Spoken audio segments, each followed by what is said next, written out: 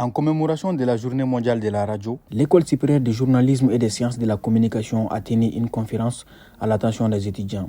Le thème retenu cette année est « La radio d'hier à aujourd'hui ».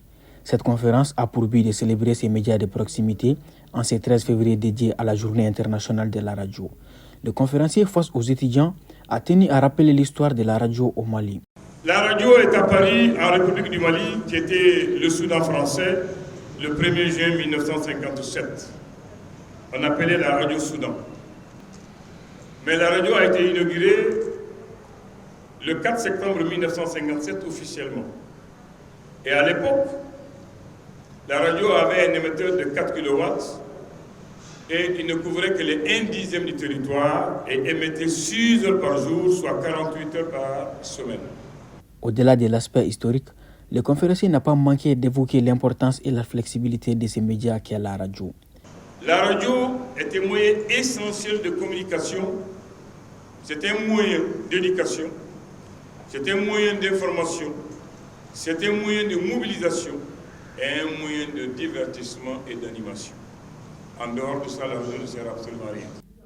Quant à l'administration de l'établissement, elle a souligné l'importance de ces conférences dans les parcours universitaires des étudiants.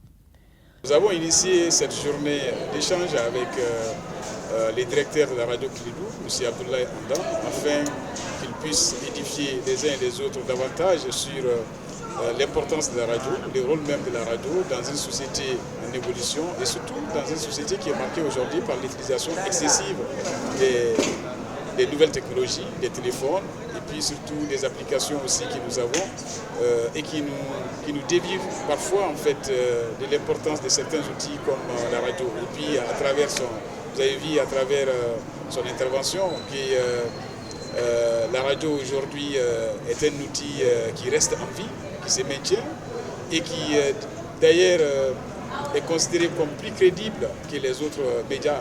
Les étudiants ont également exprimé leurs appréciations à l'égard de cet événement.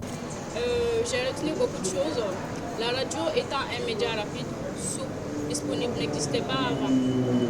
Au Mali, ça avait commencé par Radio Soudan, puis Radio Mali. Après Radio Mali, RTM. Après RTM, ORTM.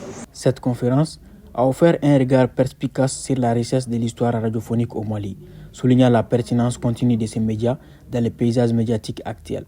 A rappeler que la Journée internationale de la radio a été instaurée le 13 février 2011 à l'occasion de la création de la radio des Nations Unies. Ainsi, allumez votre poste et profitez de cette journée dédiée à la radio.